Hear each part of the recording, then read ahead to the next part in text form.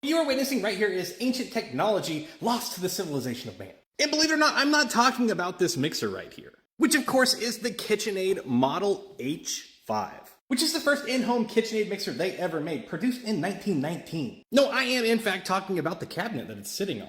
And this beautiful contraption is from the early 1920s. How do I know? Because it's referenced in this absolutely ancient piece of literature. Take a look, there's a Model H5 sitting on top of a cabinet very similar to the one I have. Now I'm gonna open this thing up. It is complete and it is an absolute work of art. So as you can see, we have our mixer. It sits on this beautiful metal top. If we pull this lever right here, we have ourselves a cutting board. And moving down the line, we just have a utility drawer right here. But that stuff is nothing compared to what's hiding behind door number 3. Let's open this up and take a look.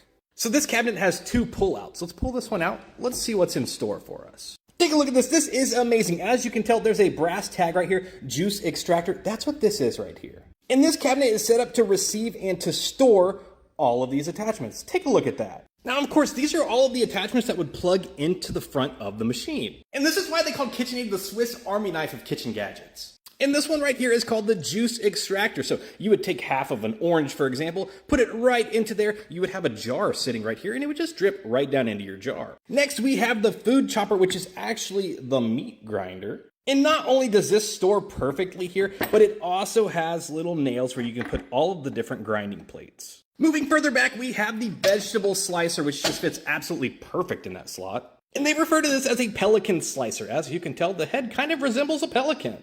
You would throw in your fruits and vegetables and it would just gobble them up. And to make it even more amazing, it has built-in slots where all of these slicing heads go. We have the coarse shredder, the fine shredder, and yeah, this one looks pretty primitive. Those kind of just look like nails. But this was actually designed for chipping ice. Who would have thought? And when we move to the bottom, there are several other storing options down here. So let's take a look what this says. This is the colander and soup strainer and pouring chute. That's right, this is a colander and a strainer, but it's also used as a sieve. And then moving into the back slot, we have the ice bucket, splash cover, bowl, and wire whip.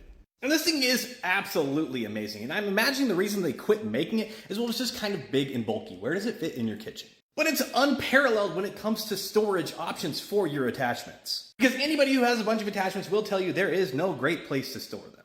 They end up scattered or just loose in a drawer. We're working on that, by the way.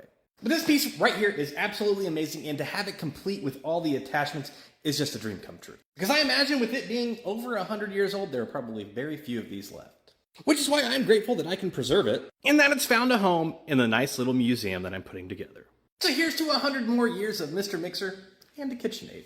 And to quote the late, great Pee Wee Herman, "It's not for sale, Francis."